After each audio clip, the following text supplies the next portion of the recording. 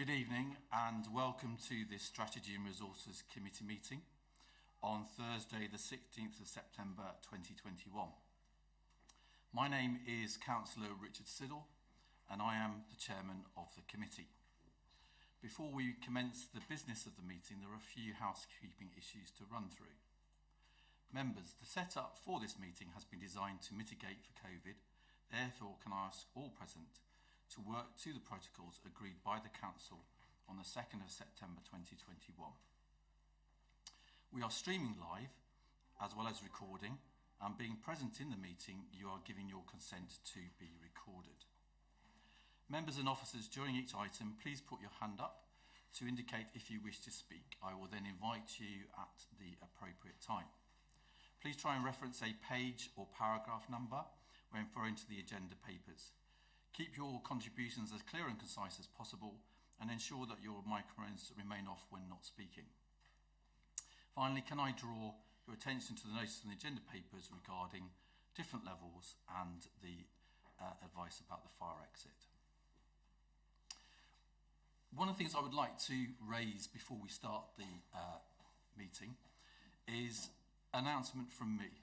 And one of the things I would like to remind members is that early in the year, we set organisational values of respect and fairness. These values were agreed by this committee and full council earlier in the year. We've also agreed to the formation of the Equalities, Diversity and Inclusivity Working Group, which I'm pleased to say that we've met, and an action plan will be presented to the committee later in the year.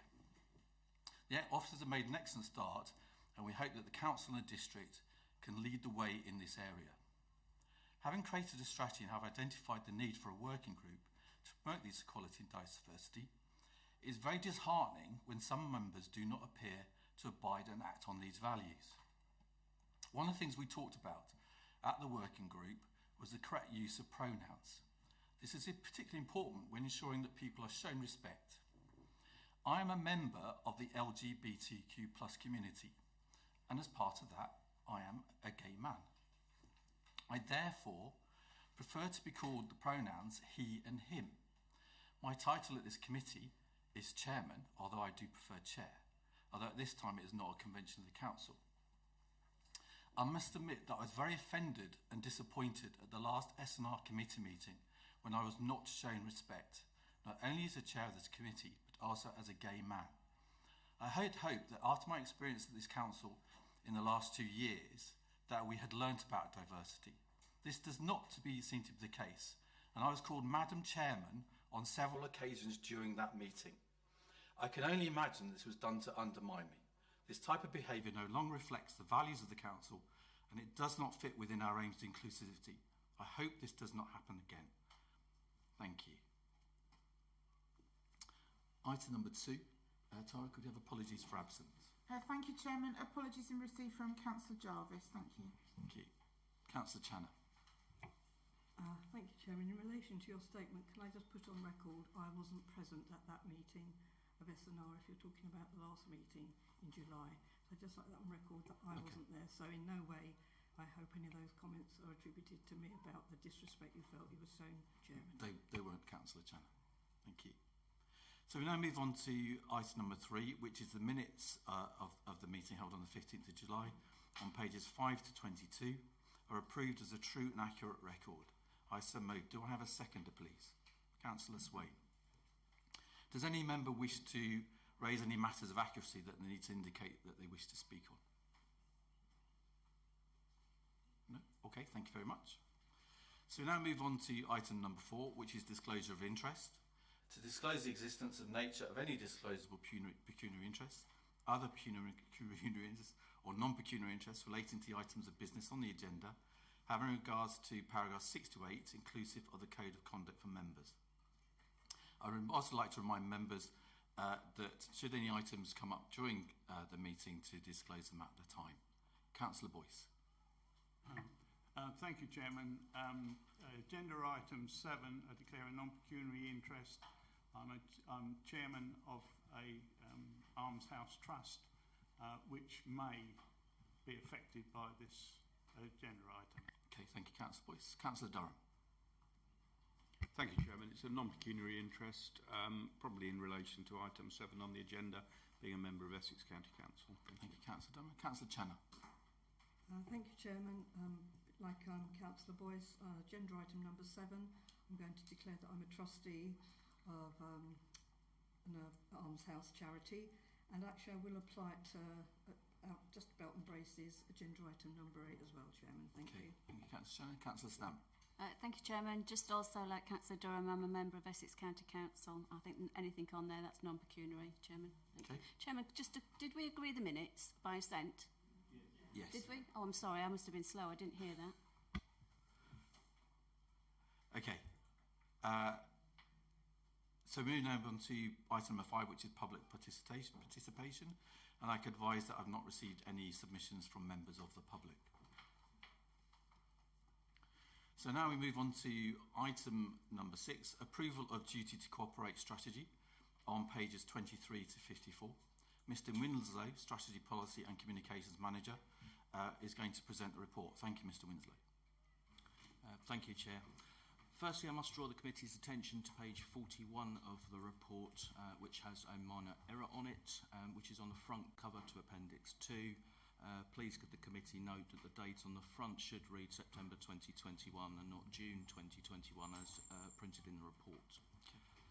As the committee will recall from its meeting on the 15th of June, it approved a draft duty to cooperate strategy for targeted consultation with other prescribed public bodies subject to the duty to cooperate. As a reminder, this relates to a legal duty of the Planning and Compulsory Purchase Act 2004 as amended, which requires the Council to cooperate with other prescribed bodies to address strategic and cross-boundary matters. These are identified in the National Planning Policy Framework, or NPPF, and are set out in more detail in section 3.3 of the report on page 23. A 6-week consultation was held during June and July and concluded in 25 comments being received from 7 duty to cooperate bodies. These are set out in detail in Appendix 1, which is called the Statement of Consultation. Since the consultation's end, the Council has also received positive feedback from officers at Rochford District Council and Braintree District Council. As set out in section 4.5 of the report, the overwhelming majority of comments made supported the Council's proposed approach and either had no specific comments to make or made their own commitments to support Morden District Council in the development of joint evidence, strategic issues and the LDP review. Some comments from specific consultees have, however, resulted in changes to the strategy to improve its effectiveness. As set out in section 6 of the report, it's now recommended that the committee approves the duty to cooperate strategy as set out in Appendix 2, enabling it to be used when engaging in the duty during the LDP review and any other strategic cross-boundary conversations with prescribed bodies. And I'm happy to take any questions. Thank you, Mr. Winslow. So the recommendations as set out in the report are as follows.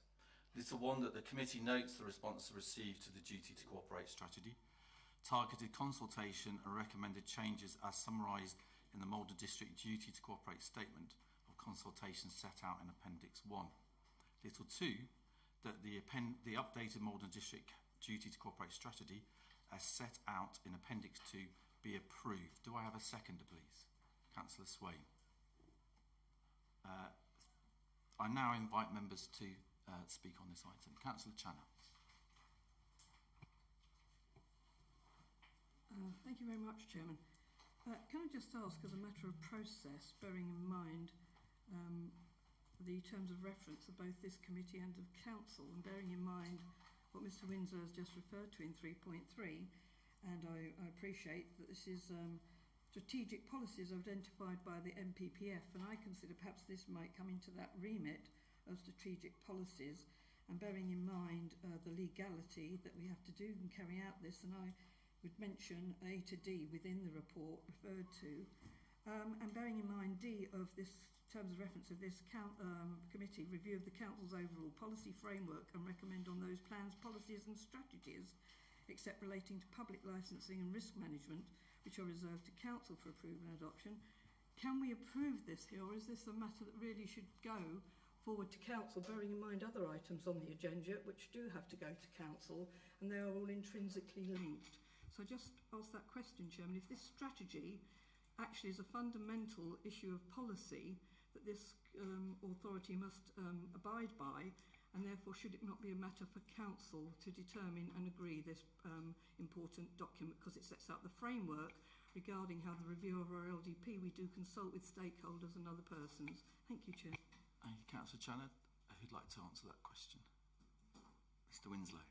I'll take one part of that, which is to make a distinction here that the other items on the agenda in respect of issues and options report, it's a specific function of council to approve that for consultation. Similarly, this committee's heard about the statement of community involvement before, and that is a statutory document which must be approved by council. There's no legal obligation to prepare a duty to cooperate strategy, and therefore that is a bit of a distinction. But I would have to lean on Mr. Dodson to determine whether or not he feels that this should also go to council. I think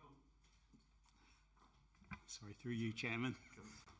On reflection, I think a recommendation to council would be the belt and braces approach to this, to make sure that we're watertight on it.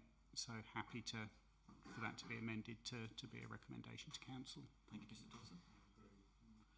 Any other points or questions? So we're going to change the recommendation so that it's to the council rather than to this committee. I think, Chairman, the committee can deal with recommendation 1, which is noting. Yeah, so item number 2. Yeah. That's the only one I was referring to, Yeah. Chairman. Okay. Councillor White. Thank you, Mr. Chairman. I've just got a query, really. I've seen here on the public bodies, the local nature partnership, and it doesn't appear that Essex has one, and the government hasn't updated their forms till 2015. Is this going to replace a lot of local bodies like that don't exist anymore, or is it something new? So I haven't come across it before. That's all. I was curious. Okay. Mr. Winslow. Thank you, Chair. Yeah, the local nature partnership for Greater Essex is currently in preparation. It will have a similar status in the planning arena as the South East Local Enterprise Partnership. We are advised by our colleagues at County Council that preparations are underway with a draft structure, etc., being discussed with the government at the moment, but it does require government approval. Okay, thank you. It's all right. Any other points or questions? So members, can we agree that via assent? Okay, thank you very much. So we now move on to agenda item 7, affordable housing and commuter sum strategy. Mr. Lee, lead specialist I've placed to present the report. Mr. Lee. Thank you, Chairman. Evening, members. As many of you recall, on the 18th of March this year, full council agreed the need to develop a strategy in relation to affordable housing and commuted sums. It's envisaged by officers that it's likely that there may be an increase in applications coming forward that may not be strictly policy compliant, taking into account the 5-year land supply, and that could either us as officers and members with through committee may wish to support some of them, and others could be allowed at appeal, and it could end up in a situation where the affordable housing that would be acquired on these sites would not be where as our housing service would look to provide affordable housing due to demand, or it could be that there's an issue in relation to reg providers wanting to take it, such as a split of a flat block. Our local plan policy does allow for off-site contributions when it is considered that the affordable housing needs can be better satisfied through this route. And with that in mind, the strategy has been brought forward, and it lays down, and they're highlighting paragraph 3.2.2 of the report, an idea of when it is likely we would look to accept a financial contribution rather than on-site contribution.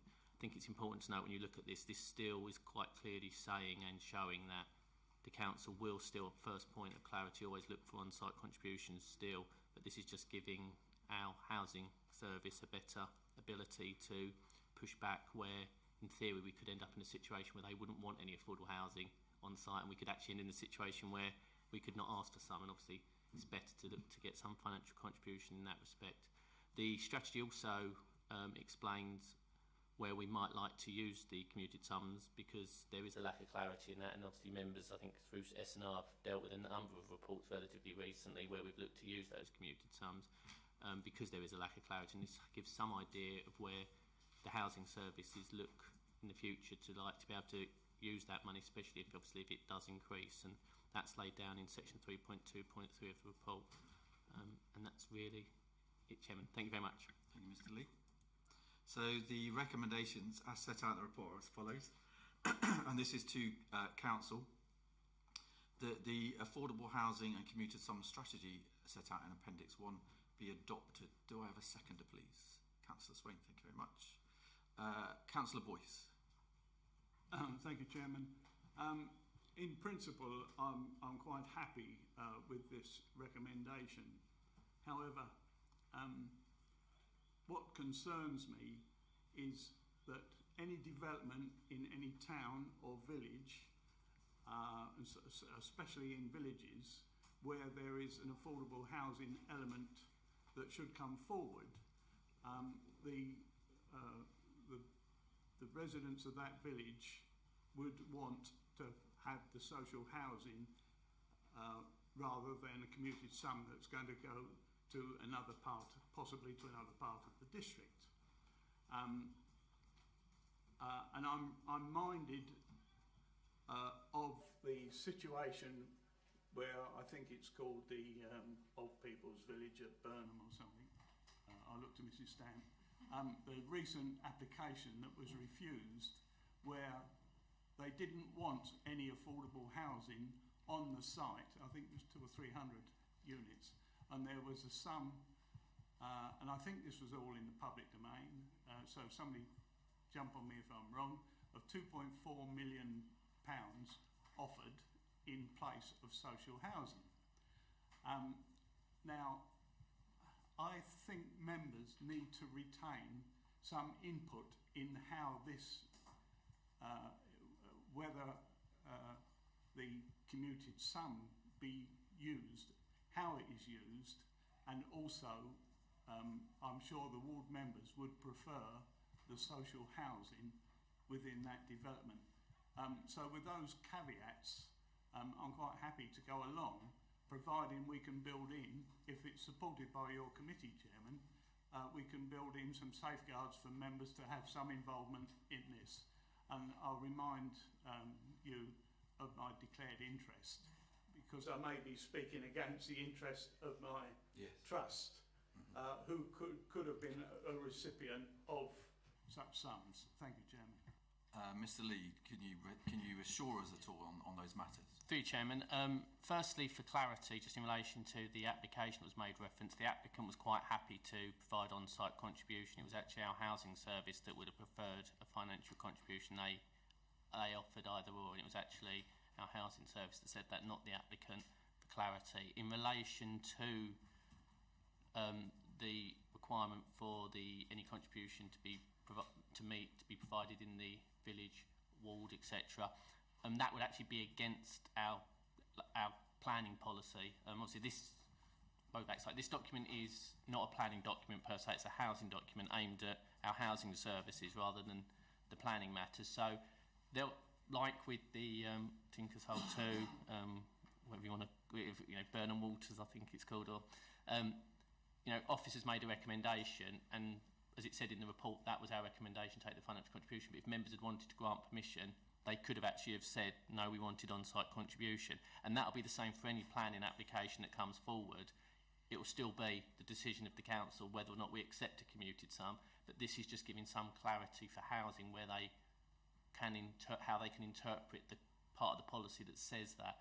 And our affordable housing policy is clear, it's to meet the needs of the district. It doesn't require any commuted sum to be used within the district. It is clear it is to meet the needs of the district rather than where it is, and so therefore we can't put that in strategy because that would conflict with our LDP policy, and this is not a policy, this is just a strategy and guidance. Thank you, Chairman. So answer your question, Councillor Boyce. Not really. Okay. With respect to Mr. Lee, it seemed to be I accept what he's saying, but I just fear that if, with respect to officers here, I just fear that if officers suddenly have a commuted sum offered to them, I don't believe any developer would want to have social housing in their development because it might make their housing harder to sell. So they would always prefer to claim that nobody's interested in providing social housing. So I think we need to still control this. And we would still be able to control that as part of planning, wouldn't we? So the planning rules aren't changing, so we would still be able to control that as part of our planning permission. But sorry to come back, Chairman. It's all right. But the fact is that if we have this strategy, it will be writ large in developers' applications for developments. Mr. Lee? Through you, Chairman, I'm probably speaking slightly out of term because I'm sort of going from presenting this report to probably Chief Planning Officer's hat on, so I'm slightly moving. But what I'll be saying is from a development management perspective, our policy requires on-site. That is the starting point. But our policy does allow for, in exceptional circumstances, a commuted sum. And all this, the idea of this strategy is that it provides our housing service with understanding of when they will or won't accept that. It does not change the development management process, any of our policies or the decision makers' requirements when making a determination of planning application according to the development plan as material considerations. It will not affect that aspect of the process at all. It's about supporting housing services rather than planning application decision making. Thank you, Chairman. Councillor White. Thank you, Mr. Chairman. Fair enough, my concerns are in a similar vein to Councillor Boyce's. Presumably this fund would be to build new housing, but my concern is how will the financial contributions be calculated? Because presumably, if this is they have to do 40% affordable, they might say that the 40% affordable accounts to, I don't know, £2 million. But will that take into account the land value? Because, of course, the developers have got the land already included in their permission. So it concerns me they're going to give a certain amount of money to build it, but then whoever gets the money has then got to buy the land to build the housing on or give up their own land to build the housing on. So that's the first thing. And who's going to handle it, who's going to manage it, and who's going to audit it? Because my other concern is it's going to go into a big pot, which is going to get lost, and we're not actually going to see the affordable housing on the ground. So they're my concerns, is really the calculations of the contributions, because I don't want them to sort of cop out. And then the other thing is, with the 40% affordable, can we make sure that they can't then use that land mass to do 40% more market value housing, because they'll have their boundary drawn round wherever they have the permission. So I don't think it's going to be, in my mind, quite as simple as just saying, well, give us 2, 3, 4 million. I think it needs to be really watertight. We can't go into this with our eyes closed. Mr. Lee, will it be watertight? Through you, Chairman, as the strategy explains, our policy on the financial the amount we have is already an adopted SPD and set down in that policy. This strategy doesn't impact on the actual level of financial contribution we have, because that is already adopted by the council and facilitated through our planning policies. This just references that. We do accept financial contributions quite regularly for points of properties already, and as all members know through SNR, through the various reports we've had, we have spent that money on various matters or looking to. I don't see how this strategy impacts on anything that's happening currently with the financial contributions that we receive. Thank you, Chairman. Mr. Leslie, the money's not just going to disappear, is it? No, absolutely not, Chair. The money's got to disappear. It's externally audited as well, contained within our balance sheet. Okay, thank you very much. Councillor Sway. Thank you, Chairman. Is not the question of where we would like to see affordable housing in the future an important aspect of the developing LDP? It is, but I think that's a separate entity to this strategy. So Well, I think those are two separate things. Well, So I take Councillor Boyce's point that obviously most villages would want to have some social housing, but that, for various reasons, such as infrastructure provision and so on, that may not be feasible or acceptable, but as part of the, which we say, the developing settlement strategy, that the involvement or the inclusion of affordable housing should be integrated with that. Which would be part of our LDP options, so which is separate to this strategy. Is affordable housing mentioned in the options, Chairman? Yeah. But yeah, that will be part of our LDP. This is a completely separate thing to that, to our LDP. So this is, it's setting out the strategy to ensure that that we get contributions in whatever way is necessary to ensure that we do have affordable housing. That's my view. Any other? Councillor Lagan. Thank you, Chair. So just so I can understand, because obviously housing is not my specialism, so it's a sum of money that comes in when we don't have a contribution. The money goes into a pot, and then we spend that on affordable housing in other places. That's clear, thank you. And also, on 3.2.2, the bullet points there, the top bullet point, it talks about the location of proposed development is not a sustainable, suitable location. We seem to have sustainability drummed down our throats that all applications have to meet that. And the first bullet point says, well, you can do that if it's not considered to be in a sustainable location, which causes me, it vexes me. And the rest of these areas just seem to be, yep, we can do this. If it meets this criteria, we can consider that to be able to get the money. So what worries me is that we'd allow target-led development so that we could claim money to meet targets that are set out for building houses. And what would worry me that it would be housing not necessary in what we would say as ward members in the right locations. So that's a concern, which leads me to think I'm not keen on supporting this in this format. Chair, thank you. From my understanding, though, that in terms of whether affordable housing will be is down to the planning and down to our LDP. It's got nothing to do with this strategy. So the two things are separate, Councillor Lagan. Yeah, could I just come back? Yeah, would it not be prudent to do some more work on the LDP, then come back and look how this strategy would then feed into that later part? It doesn't need to be done. Okay. Thank you, Chair. Mr. Lee. Yeah, Chairman. Just maybe a little bit of background on some of the bullet points might be helpful for members' understanding, and maybe it's not helpful. Everyone sees me as planning, head of planning. Well, actually, obviously, this document is separate to plan, so maybe it's not helpful. Maybe with me presenting it, but unfortunately, you're stuck with me tonight. So, but one of the issues, obviously, in relation to sustainability, would be that applications will come forward that, as officers and as members, we do not support. We know from 5-10 years ago, the members that were here know this as well, applications that we did not want to support, which we refused, and we were very anti as a council, were allowed at appeal. And it's, and we need to be able to deal with that at the time.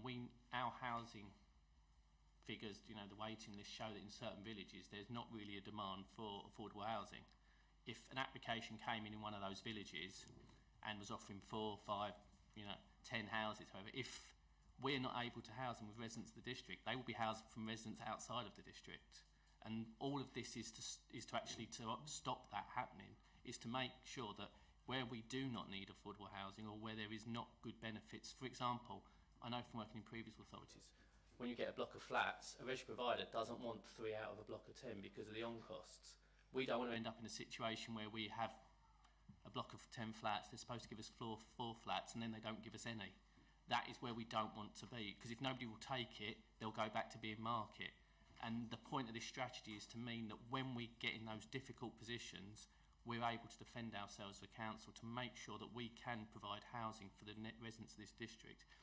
I can promise you, to flip into head of planning, we are not looking to be taking, to go against the policy. The DM process, members of the committee will still be able to determine that policy, determine that whether or not we accept it, but this is just about us protecting in situations where, as a council, we probably don't even necessarily want the development, but they can come forward and they can be one at appeal, or because of the tilted balance, we may need to accept it. But yeah, that's really, all these bullet points have come through from my housing colleagues, where they have had struggle and issues with dealing with affordable housing and having to have debates and issues. Thank you, Chairman. Okay, thank you. And that's to me is the key thing. Is this is separate to our planning policies. It is about ensuring that we get revenue from situations where we wouldn't normally, and that's the crucial thing about it. Councillor Boyce. Sorry to be dominating You're not your dominating, time Councillor Boyce. on this, Chairman. But Mr. Lee has just said that, and he gave a very good example of flats within a block, so I understand that problem.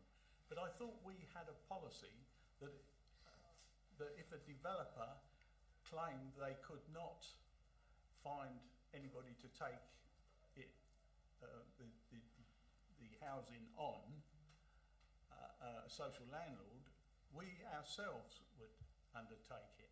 Now, I think that was a policy, but if it isn't, that needs to be in our strategy, that we are prepared to take it on ourselves, because that could form part of our revenue stream in the future.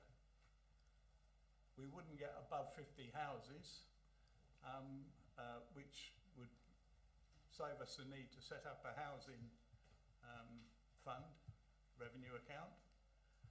So, pause for thought, Chairman. Okay. Any comments from off? I can see lots of. I'll pass that over to Mr. Leslie because I think that's a finance query.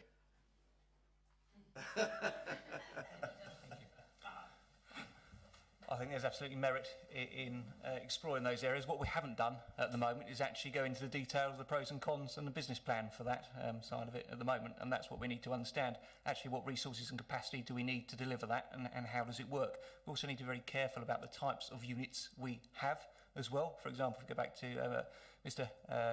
Lee's example, if we took, say, a couple of flats in a block of flats, there are service charges to be paid for that, and actually service charges may be paid at market rent rather than perhaps the rate we could afford. If you take extreme cases in London, there's often concierge services. There could be swimming pools, gyms, etc. And perhaps that's not an appropriate level for us to want to take on the best use of funds for affordable homes. So we need to be very careful about what units and selective around that. And then we have to do really a business case to understand, is it affordable, and what level is it affordable at? 2 units, is that going to cause us good problems? 10 units, is that optimum for us? And when do we need to take on more staff? So I do absolutely applaud the idea and perspective, and something perhaps for us to look at, and indeed that could tie in with some of the work we do have on train at the moment around our expenditure of Section 106 monies as well, so that's something that could tie into that at a later point. But I don't think we're there yet with the evidence to actually make a decision around that. And if we did put in something, it would have to be quite flexible to allow that to happen. Thank you, Mr. Leslie. Councillor Durham. Yeah, thank you. I recall conversations about this and about the possibility of us starting to build our own social housing, etc. But I don't think it ever progressed past the initial discussions. Yeah, I mean, there are certainly merits, but as Mr. Leslie said, it's something we need to go into in quite some detail. Councillor Boyce, is it something new or? No, Mr. Leslie sounds like a previous chief executive who did the business case, but did not take into the equation the fact we own the property. Okay, thank you, Councillor Boyce. So I go back to the recommendation, which is to the council. That the affordable housing and commuted sum strategy be adopted. Can we agree this via assent?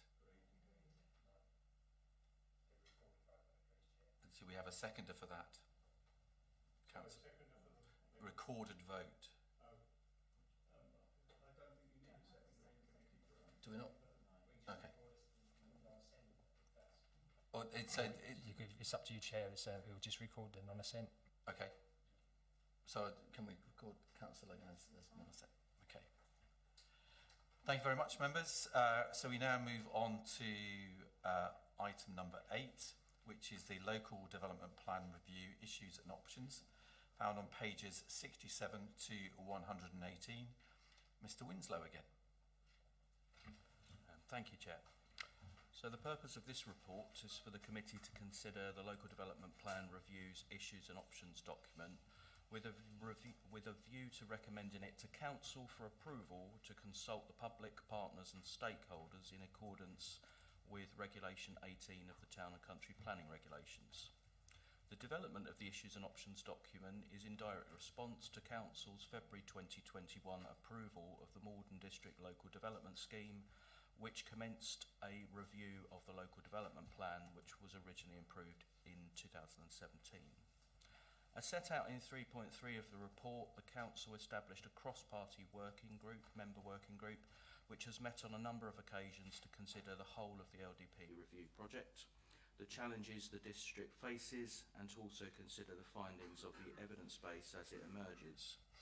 There have also been 2 all-member workshops which have explored the different policy areas that are covered by the LDP review and to contribute into the strengths, weaknesses, opportunities and threats assessment of the district, which has in turn informed the development of a 20-year vision and a set of objectives. In addition, the all-member workshops and subsequent feedback from members has supported the development of the settlement pattern or hierarchy, which has been completed in-house by officers. It's hoped, therefore, that this demonstrates that the feedback from these workshops and the LDP Review Member Working Group has assisted in the creation of the issues and options document before you this evening.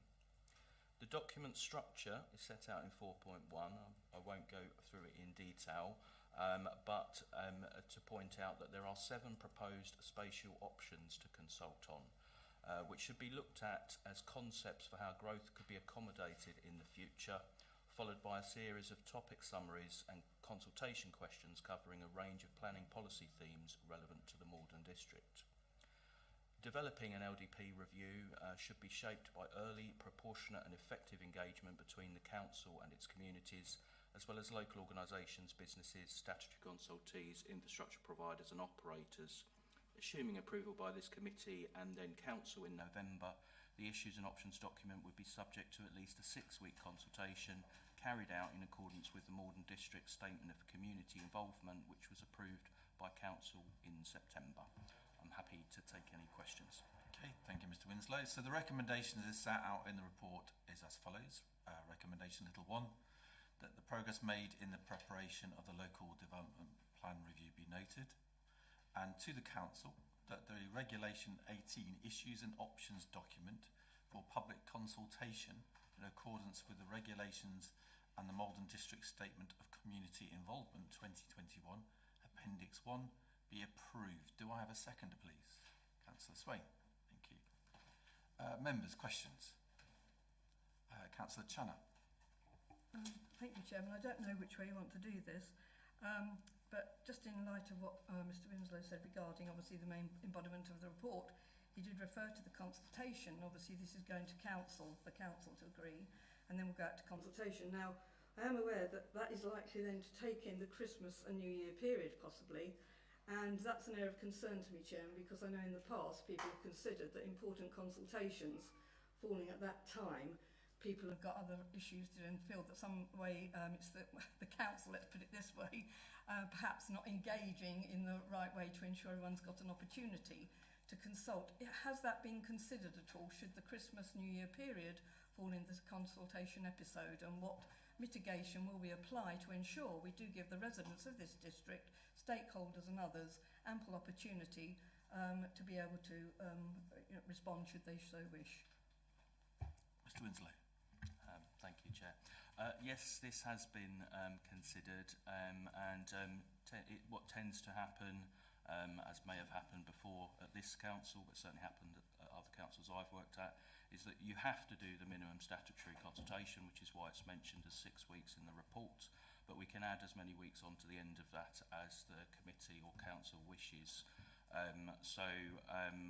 It really depends on when the consultation starts, and although we will do as much preparation as we can ahead of council, and therefore make an assumption that council may approve, we can only go so far, because obviously council's got the ability not to approve it if it wishes to and send it back to here, to this committee. I suppose in answer to Councillor Channa's question, yes, we can extend it beyond the 6 weeks, and it's best practice to do so for precisely the reasons she refers to. So if we count Christmas as a non-working week and take that into account in terms of that 6 week span? Yeah.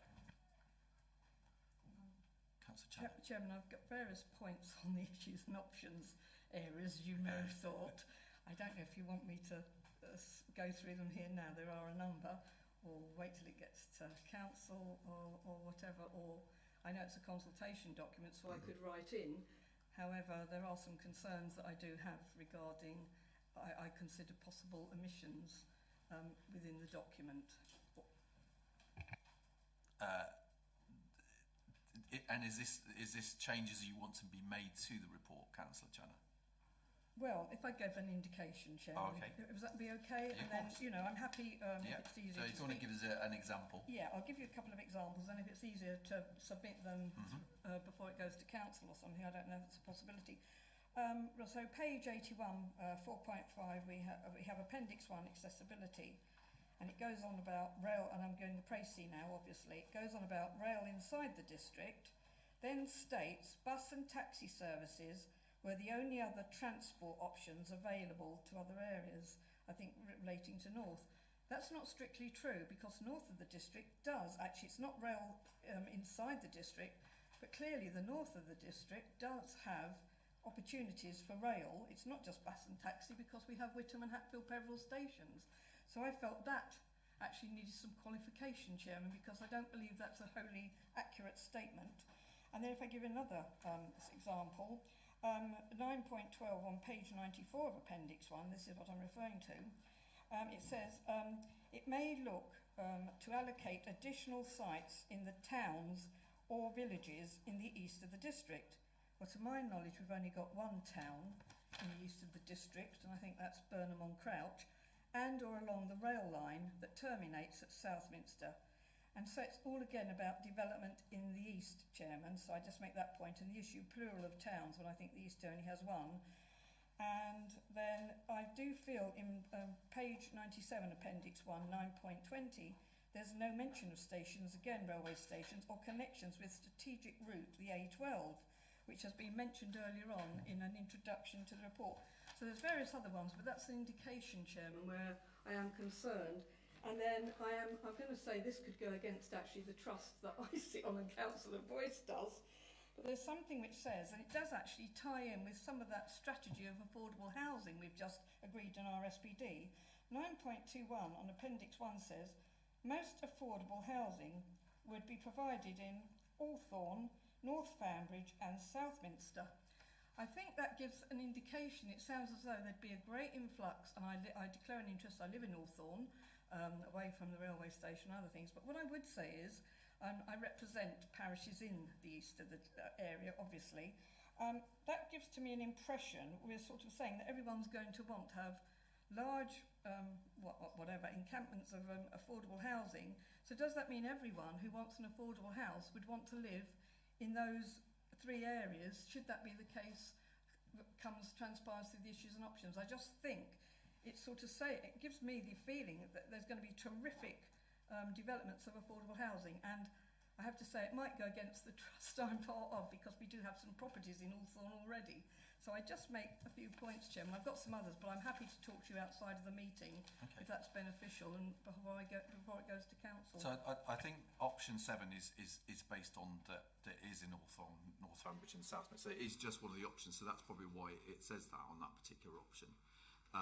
That isn't necessarily the option that's going to move forward. It is just one of the options, and that's important to remember.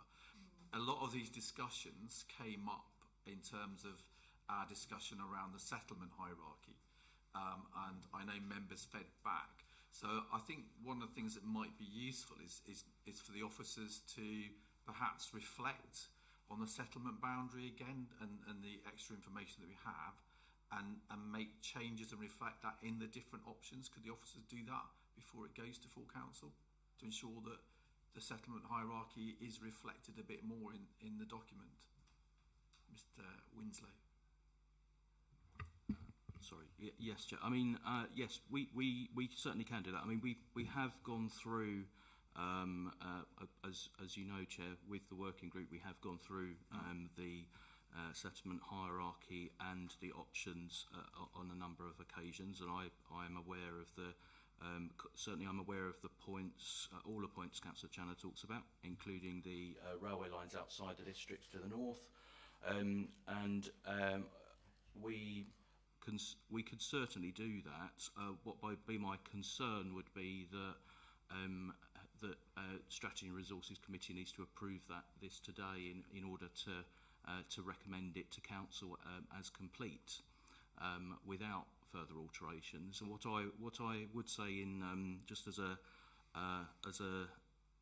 possible solution is that this is a consultation document, and all councillors in the council are not precluded from responding to the consultation themselves. So if we go back to... Chairman, just may I go back then? So it's just on my point about the first one, I guess in particular, where it says about the railway line being obviously the Crouch railway branch line, and then saying other areas, it does clearly state, then states bus and taxi services were the only other transport option really for the north, and that I don't feel is totally factual, Chairman. I think I'm trying to point it out. Yeah. And we did talk about railway stations and strategic links to the A12, and it's not necessarily encapsulated within the document.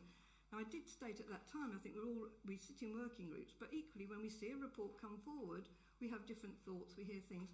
I am aware there is interest in this document. In fact, I will say I've had a very, very good response, I would say, and not only me, it went to all members, from a member of the public already, and my advice has been, I forwarded it to officers, that wait till it goes out to consultation and make sure those points they're putting forward, because they are good points, I'm not saying whether they're right or wrong points, but to then have the opportunity for formal consideration through that process. So there is going to be interest, and I know the officers have indicated that they are happy to go out to parishes. I believe I'm correct on that, aren't I, Mr Winslow? I think virtual, and I certainly should be telling my parishes there is that option available. Mr Winslow? But just in terms of the point about clarifying about railway lines in the north, I wonder whether, through you, Chair, the committee would allow that, or allow the final wording of that to be agreed post-meeting and delegated to officers, perhaps in consultation with you, or...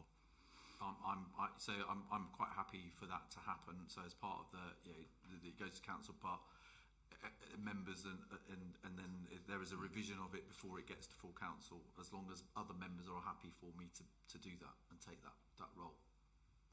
I'm going to go to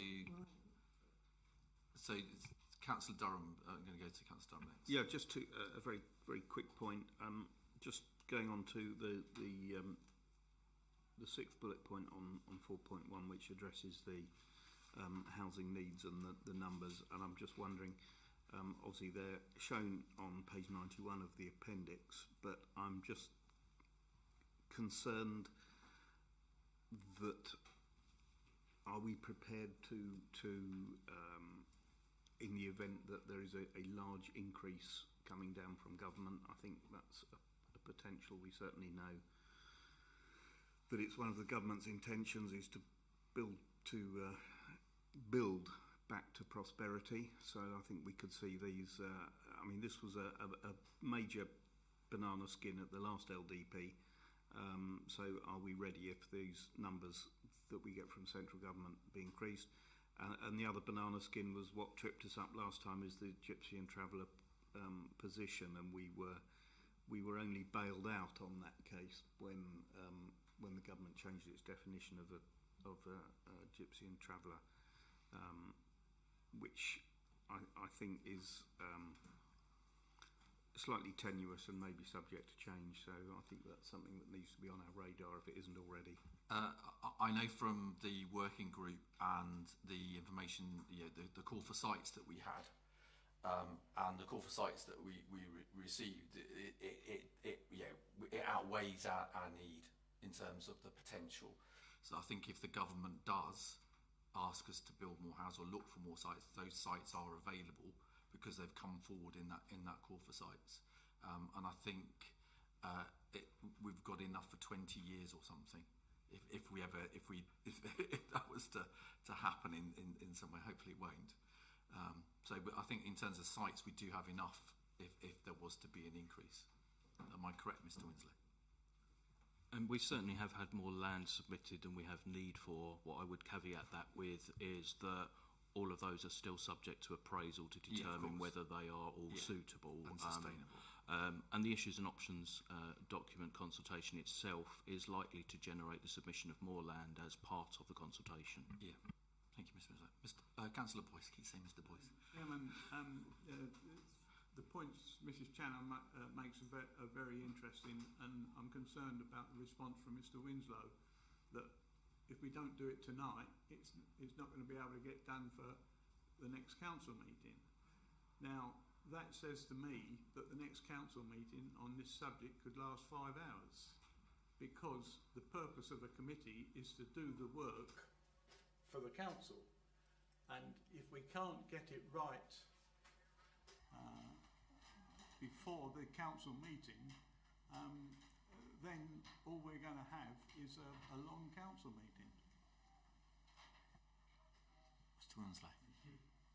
As I said, I'm more than happy to, from an office point of view, work to address Councillor Channa's concern about the earlier concern, that Councillor Boyce raised just now, to ensure that satisfies the committee, assuming it's delegated to officers in consultation with you, Chair. Okay, we'll come to that when we get to the recommendation. Councillor White. Thank you, Mr. Chairman. The first thing is to follow on from what Councillor Challow said, that it doesn't just say the towns in the east, it also said the larger villages and larger settlements, which I think mostly fall in the east.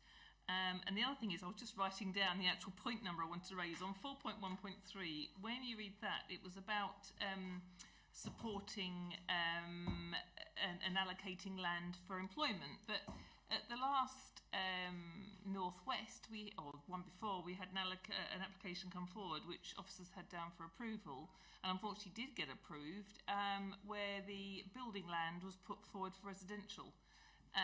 But the thing is, they had only marketed it for one great big building, whereas what we need are the smaller buildings, like at Stomaries. They're always full. Those little business units there are always full, and I want to somehow future-proof it so that if we do put land, the developers either have to build a building that can be converted, or they have to do something else, not just say, oh, sorry, it didn't work. I mean, if I'd have been more I think I would have gone more into who the consultation was, because I just think during COVID times it wasn't done properly, and it is a concern. There's no point in allocating land if we're going to allow it to become housing. Is there any way we can put that in? I'd like to ask the officers. Mr. Winslow? Just on 4.13, I mean, this is part of this is really part of the discussion, really, of the issues facing Malden and facing other locations. Malden's not dissimilar there. On the point that Councillor White raises about developers not marketing the sites for long enough, what we have done, as the working group will be aware, is commissioned an employment land and premises study, and one of those things which we're asking for is advice on the suitable duration of marketing, so that we can explicitly put that in the policy, which would strengthen our position in the future. Councillor White? Sorry, just to come back again. But it's not just the strength of the marketing, it's who they're marketing to, so it needs to be open marketing. And the other thing I wanted to add is on the biodiversity and the habitats and nature conservation, to make sure that when a site comes forward and it allocates a particular area for biodiversity or nature, that it does remain that, and again, doesn't end up with houses on it. You know, I think we just need to really tighten up on these parts of our LDP, because it's really upsetting when you see this happening, and it is really important. Mr. Dodson. Thank you, Chairman. I just wanted to make an observation on some of the comments that have been made, and I think clearly what Councillor Channa said earlier around the railways in the north is something that, you know, I agree with Mr. Winslow, by delegation we'd like to update.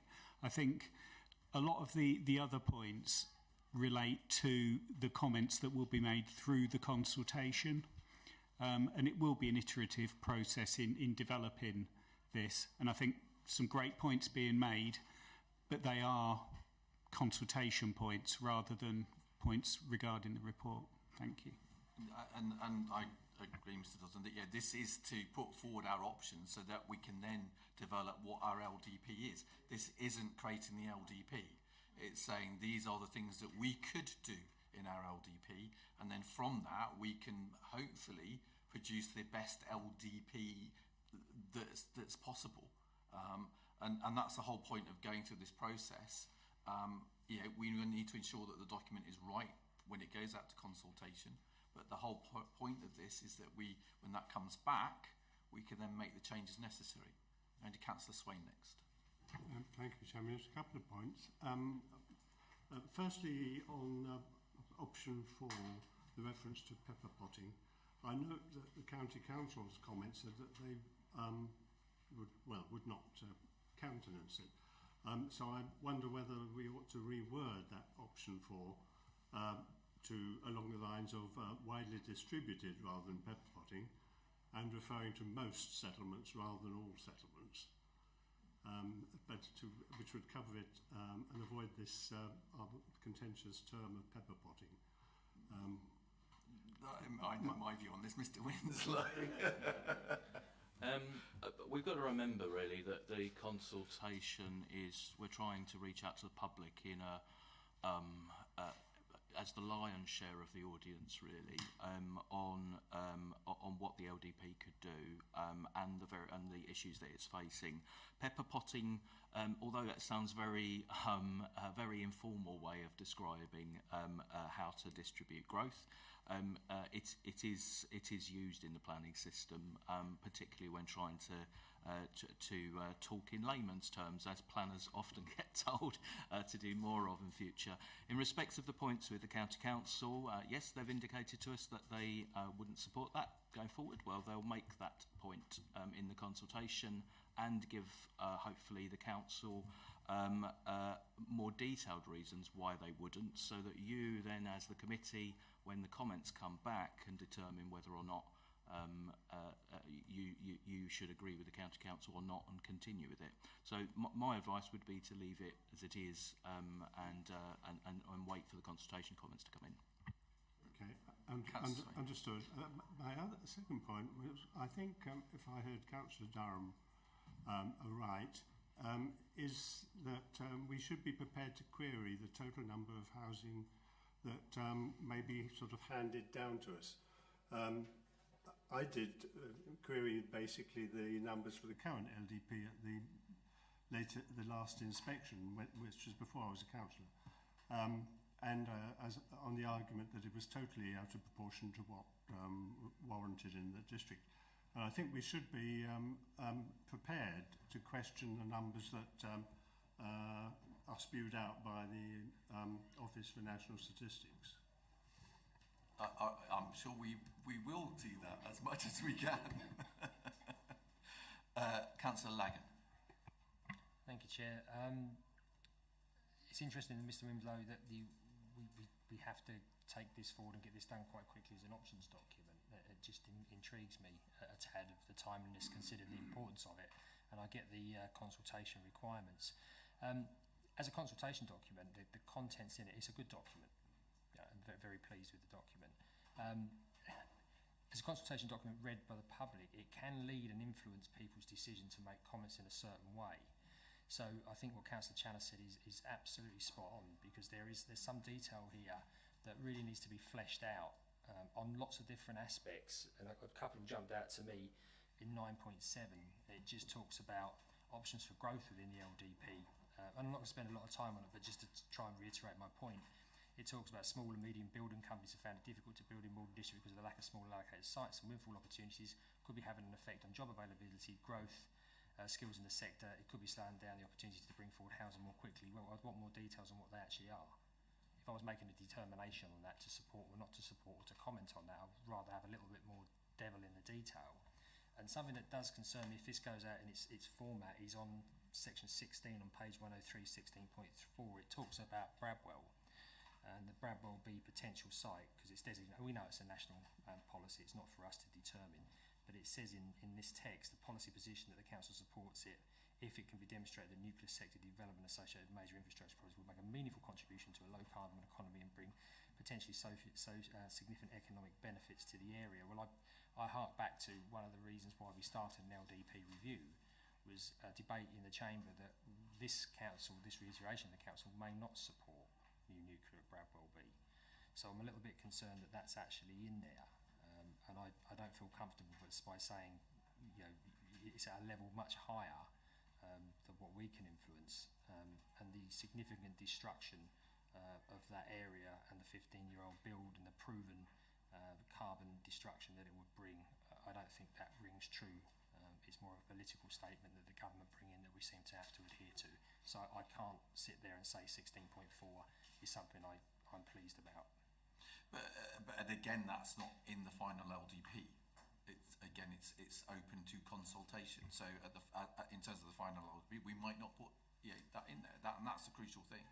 I get that, Chair, and I understand the concept of that. Yeah. But it also leads people to make the decisions, and I think rarely, I do agree with Councillor Channer. I think there's more detail that needs to be done, and there needs to be more care, because I'm worried about that statement specifically, because it's massive. And I read earlier on that we need to look at housing potential if the bill goes ahead. Fine with that, that's logical, and that should be put in the LDP, but not that statement. Thanks, Councillor Leggan. Councillor Channer, you've been waiting patiently. No, Chairman, that's fine, thank you. I mean, regarding the railway stations, there's another area, but I'll talk to you outside the committee about that. What I would say, and I appreciate what Mr Winslow said, and I appreciate what Councillor Boyce has said, but let's bear in mind a working group does not make decisions, it does the work, has the discussion, and it goes forward to a parent committee. Now tonight, and Mr Winslow, no disrespect to Mr Winslow saying like we've got to get this and go to council, there's only 10 councillors or whatever here, that's only a third of the membership. It is a very important document, so when it does go to council, if it does take a bit of time for members to air their concerns or come up with comments, the council is the place for it to be heard, and then it might be agreed to change things or not, I don't know. But I think we shouldn't underestimate allowance for the councillors when it does go to council have the opportunity to discuss. We might think we've got it right as the committee and the working group, but actually there's 2/3 of the council who may actually have things that we haven't considered or thought at because we might be too close to it sometimes. So I just think if there's debate at council on it, so be it. And it's, you know, I would not expect a document like this just to be nodded through at council, if I'm honest, bearing in mind the history of the previous LDP and how long debates and that took. And that's not being critical at all. It's just that I think it may be debated by those councillors that haven't had involvement so far, or bring up issues and they can be explained whether they're valuable at that time, or a matter for the results of the consultation when that's finished and then comes back for further consideration by the council. So could we have a recommendation that this goes back to the working group, and then from the working group it goes straight to full council? Is that possible? No? Okay. It was just a thought. Councillor White. I'm sorry to come back again, but thank you for indulging me. The first thing I wanted to come back with the discussion, with the original LDP, all members were involved. It wasn't just a committee or anything else. We were all involved. And on 19.4, it talks about the public transport infrastructure, which is Essex County Council's, I think, main reason they don't like the pepper potting is they don't get the money. But when we had the first workshops back for the current LDP,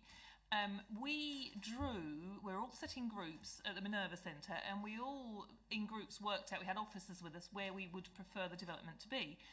And when we put in the South Linebrook Way, we actually said, providing there was a relief road going round by Berry Farm and coming out in on the 0414, and that we'd make it pedestrian where the current road is. And that was all well and good, but when it came down to being developed, that's not financially viable. So I do think that we need to be really careful about what we're actually putting in, because everything's done with the best intentions, but they don't always work out. And that was a really disappointing one, that we allowed the housing there and then didn't get any infrastructure, no benefits for the residents at all, particularly coming from the south and the east, who have to use that road. They're now still going through Purley. Okay. Councillor Durham? Yeah, thank you. I don't want to prolong this any longer, but item 15, which is tackling the climate change, I'm just wondering whether some of these questions are actually in conflict with national policy of achieving net zero, and whether that we need to be perhaps a bit more aligned with the Essex County objectives and indeed central government to achieving net zero. And I don't know if members were aware that because the wind stopped blowing last week, they actually had to fire up a coal-fired power station because otherwise the country would have run out of electricity. So we are going to have to find some way, and that is going to be decommissioned. So if that happened next year, I'm afraid the lights would have gone out. So, but I think it's, and I'm a little bit concerned that the tackling climate change, which is probably one of the biggest issues we've got, is actually a very small part of this, but I'm sure it will develop. Mr. Winslow, any final comments? Just through you, Chair, just on in terms of the climate change questions. I mean, the questions that are in there, and we have had conversations about the Essex Climate Commission. Obviously, there's work going on inside the council at the moment on the climate action strategy as well. The questions really are trying, although national policy may well change in respects of all of this, and we are sort of planning in where the goalposts may move. And I know that some of the member feedback that has happened to officers so far is, can we try and do more than what national policy is pushing for, and can we be an exemplar authority in respects of that? So, but the questions are there to enable that sort of feedback to come back to clarify if necessary. Councillor Swain, was it a quick point? It refers to what Councillor Lagan mentioned under 16.4. And the wording there, if it can be demonstrated that blah, blah, blah, blah, would make a meaningful contribution to a low carbon. It's not, it rather looks as though we're in a position to determine whether it does demonstrate it or not. Okay. So, if we go back to the recommendation, which is that it was to council, so based on further feedback from members, and that goes to Mr. Winslow and Ms. Althoff-Shortland in terms of that feedback, and then making necessary amendments to that document for the approval of the chairman before it goes to full council. Can we amend that as the recommendation 2? Yeah. Okay. So recommendation 1 is to be noted that the progress made the preparation of the local development plan, and then recommendation 2 that the regulation 18 issues and options document would be given further revision with input from members and to go to officers, and for the chairman of S&R to approve those amendments before it is presented to full council. Okay, agreed? Thank you very much. Oh. Sorry, Chairman, you're going to need a deadline for those comments, aren't you? I am, because we don't really want a week before full council. So can we say by the first week in October? Is that acceptable? Councils when? 5th of November, bonfire night.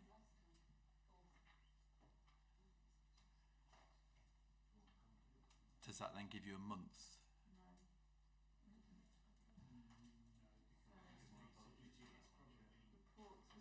You, Chairman, that's probably quite tight in terms of the committee deadlines. Could you confirm that? Do you have those, Tara? The committee deadlines, reports are due to directors on the 1st of October. Okay, so by the 1st of October, or by where are we now? We're on the End of next week. Yeah, so by the end of next week. So any amendments. So and could we send out an email to members asking for those to all members, so that everybody is being advised of that. Sorry, Chairman, just to confirm, that's all members of this committee? Yes, yes. And hopefully other people have read it as well. Okay. Chairman, that won't... The report will comes as an appendix to minutes, it won't come as a separate report to council. Yes, yeah, okay. All right, thank you very much. Is that agreed via assent? you very much, members. So we move on to agenda item 9, approval to consult on the Woodfield Cottages Conservation Area Proposal and draft Woodfield Cottages Local Listed Building Consent Order on pages 119 to 232. Mr. Howson, Conservation and Heritage Specialist. Thank you, Chair, and hi everyone. This item is seeking approval to publicly consult on 2 initiatives aimed at improving the condition and appearance of Woodfield Cottages in Heybridge. Hopefully you've all had a chance to look through the report and appendices, but just to provide a bit of background and a brief overview, the cottages are Grade 2 listed for their architectural and historic interest. They have historic interest as a special example of Victorian planned industrial housing community. They were built in 1873 as houses for the employees of Bentall's Agricultural Works, which you all know dominated and transformed the parish of Heybridge in the 19th century. And they also have architectural interest as a pioneering example of mass concrete construction, although that's not obvious from the outside. They were first built with flat roofs, so a very early example of flat-roofed cottages. The current pitched roofs were added in 1918 because the flat roofs leaked. But you can see that evidence for the flat roofs in the attics still. And in the appendices to the report, there are various reconstruction drawings that show what the cottages would have looked like before they had the pitched roofs added. The cottages were listed in 1971, but by that date they had already undergone a degree of alteration, typically replacement windows and porches, and the cottages have continued to be modernised to the present day. In many instances with listed building consent, but there have been several cases without listed building consent and some less than sympathetically. Some of the cottages, unfortunately, one in particular, has fallen into a very poor condition. There are several outstanding enforcement cases, and I would say the cottages are among the most challenging listed buildings in the district.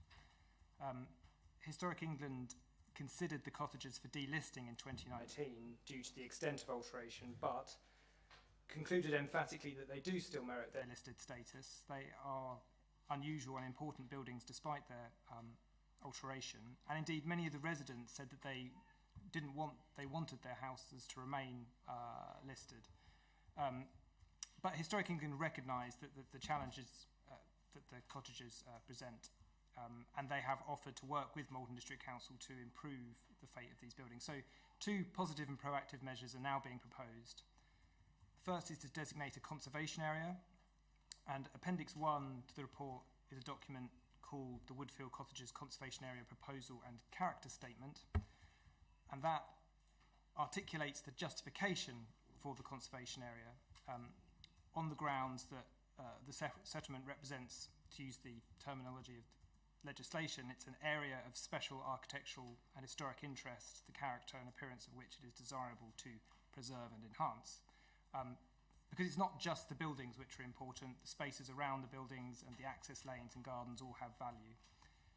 The document provides detailed information on the history of the buildings, guidance on sympathetic alterations, and it identifies opportunities for enhancement. So all the enhancement opportunities are listed on pages 25 and 26 of the conservation area proposal. One of the main advantages to designating a conservation area is that it would create the possibility of entering into a conservation area partnership scheme with Historic England, through which grant funding would be offered for enhancement work. And that's actually something Historic England have actively invited us to do. But the conservation area needs to be designated before we can tap into that funding. And then the second initiative is to establish what's called a local listed building consent order, the draft of which is reproduced as Appendix 2.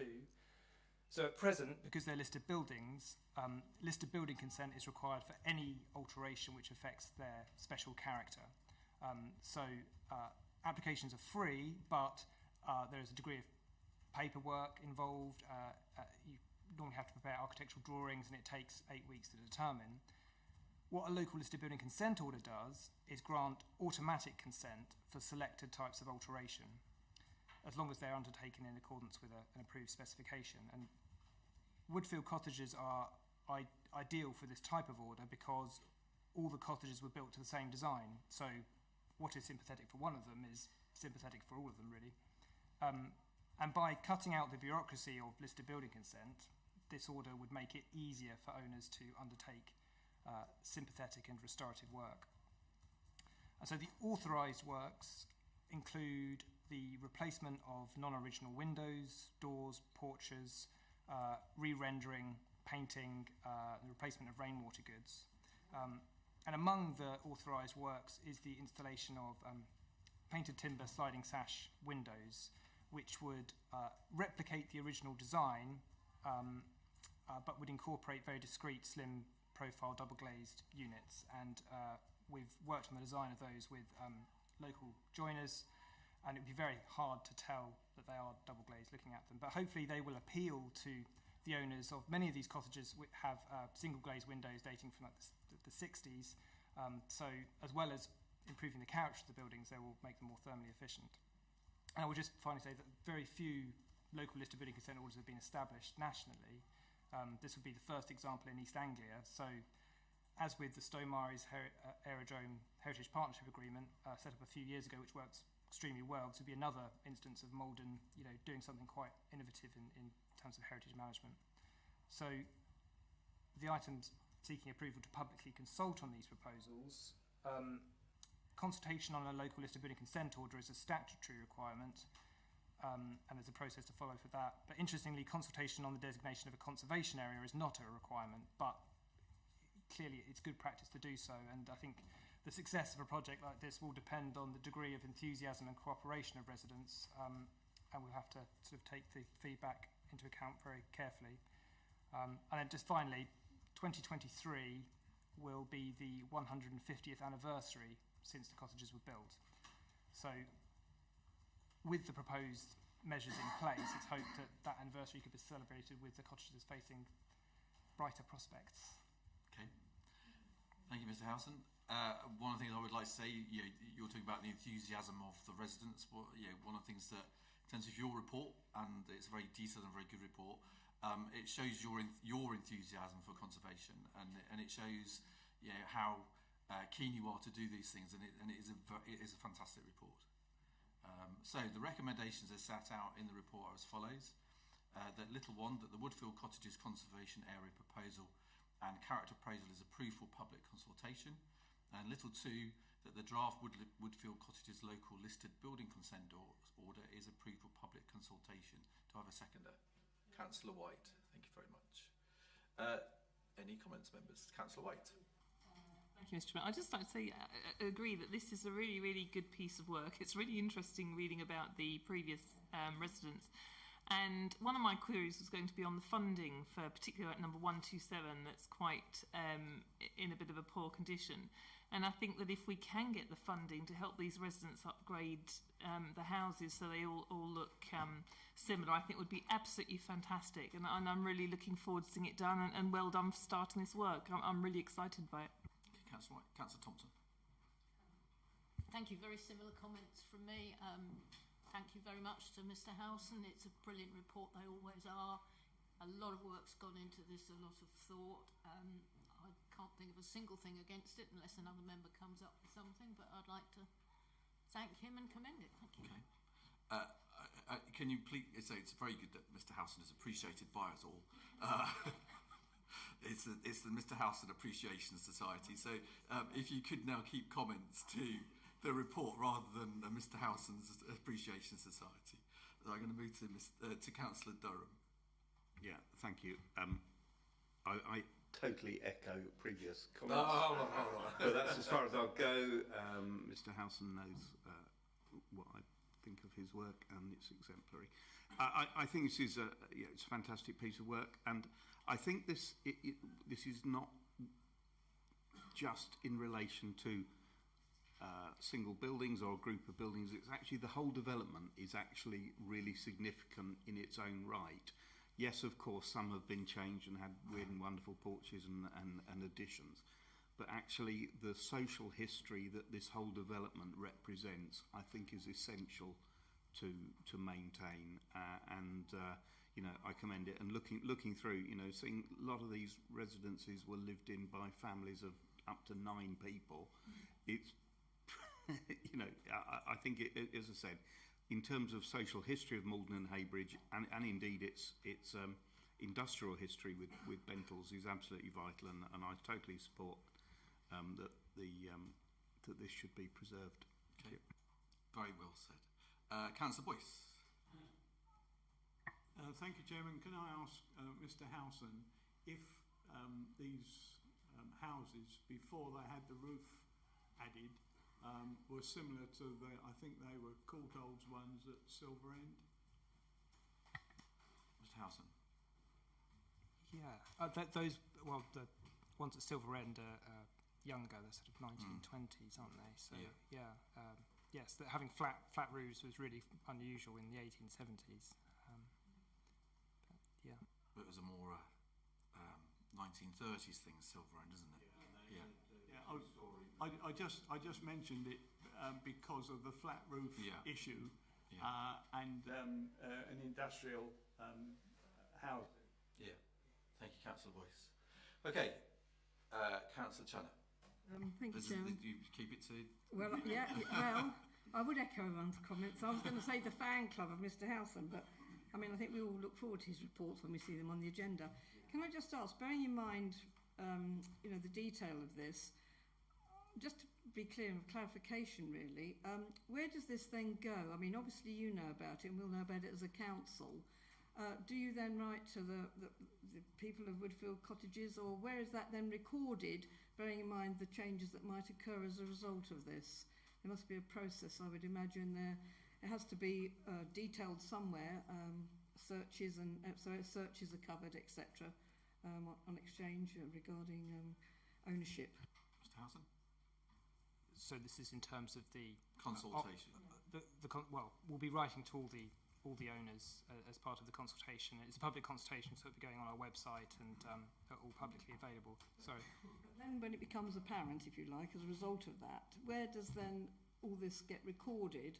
Because things then must, through the, you know, time goes on and a change of hands occurs. So it's all, we know about it, you'd know about it. Where is it recorded so that this is a matter of record?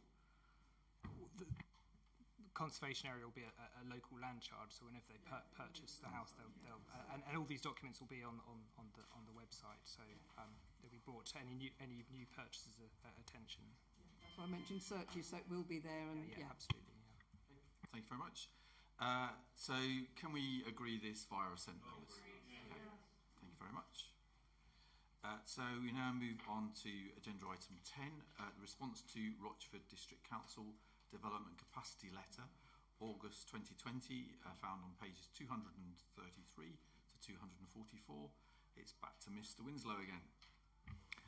Thank you, Chair. On the 9th of August 2021, Malden District Council received a letter from Rochford District Council entitled Capability for Accommodating Development Needs, the Rochford New Local Plan. This is found in Appendix 2 to your report and explains that, like Malden District Council, Rochford District Council has commenced a review of its local plan, and it's also currently exploring how it could accommodate its growth needs over 20 years. Sorry, my laptop moved. Rochford District Council has reviewed its land supply, and at this early stage it is concerned that it will not be able to accommodate all of its development needs without reviewing its boundaries of the London metropolitan greenbelt, which cover much of the district's rural area. This shortfall could amount to between 1,700 and 3,200 homes, we have been informed. The committee must note that greenbelts are subject to very strict controls for reviewing boundaries established by the National Planning Policy Framework and case law, which includes a need to demonstrate exceptional circumstances. In accordance with the MPPF and the duty to cooperate, Rochford District Council have therefore written to their neighbouring authorities to understand whether any of their neighbours can help meet this need before they consider whether they need to use the exceptional circumstances tests to review their greenbelt boundaries. As set out in the committee report, in order to inform Rochford's assessment of whether those circumstances exist, and to comply with the requirements of the National Planning Policy Framework, Malden District Council is being asked whether it could advise whether any of Rochford's identified development needs could be accommodated in the Malden District either now or in the future. Section 4 of this report sets out several matters which the Malden District Council needs to consider when compiling its response to the request from Rochford. To summarise, those are the duty to cooperate, which we were talking about earlier this evening, the stage of plan making that Rochford and Malden are both at, National Greenbelt Policy, what are called the housing market area geographies, which is how the housing markets work. And the point to note here is that Malden and Rochford are in different housing market areas, and existing arrangements and protocols. Section 5 of the report concludes that taking the above matters into account, Malden District Council cannot categorically confirm at the moment, due to the very early stage of its own local development plan review, whether it is able or not to assist Rochford with accommodating housing needs. Therefore, given the boundary between the two districts is a body of water, the River Crouch, with no shared crossing points between the two, and as the housing market relationship is not very strong, it's recommended that Rochford District Council are asked to exhaust an evidence to Malden District Council that the Essex Planning Officers Association's Unmet Housing Needs Protocol, which we are both signed up to, has been fully complied with prior to Malden being able to make any further comment or agreement with Rochford regarding this matter. I'm happy to take questions. Thank you, Mr. Winslow. And one thing that I would like to comment on before we go to recommendation is the letter that has been produced puts those across in a very professional and competent way. So it's a very, very good letter. So the recommendation is that the response to Rochford District Council letter be approved as set out in Appendix 1. Do I have a seconder? Councillor White, thank you. Questions, Councillor White? Mr. Chairman. I really like the response. It's particularly the comment about the water, which is all true and they're all valid points. And just say it's not really a question that I remember at a particularly hostile meeting in Northumbridge, I don't know how many years ago, the residents were going absolutely potty, and because of the proposed, 600 houses or whatever it was. But what was really funny was Woodham Ferrers there and stood up and said, "Oh, we support it as long as you'll take 150 of our affordable housing requirements," which didn't go down very well. And this is a similar sort of thing. Okay, imagine. Councillor Durham. Yeah, thank you very much. It's a very good letter, and it's a very professional and polite way of saying no. But actually the water boundary is not as relevant as you might think, because this is only what they're asking is to offset some of their numbers against ours. So it could be anywhere in the district. It could be north of the district. So I think actually this it doesn't have to be contiguous with their land. There isn't a land boundary, but I think that our strongest point is on the fact of our early stage of the review of the LDP. Yeah. But as I said, the water, although it's a nice one, is actually not relevant. Okay, thanks, Councillor Durham. Councillor Channer. Thank you, Chairman. Just being my usual pedantic self and housekeeping, I noticed we talk about the council's view and then the committee. I take it is in order for this response to be from the committee. Mm-hmm.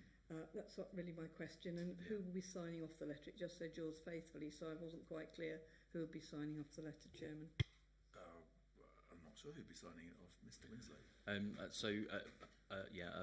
We hadn't, I think, agreed that internally within officers at the moment, but I think it would probably come from Paul. Okay. Thank you.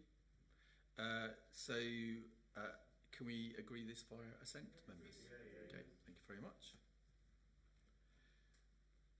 So we move now to agenda item 11, which is supplementary estimates and environments and the use of reserves, pages 243 to 2.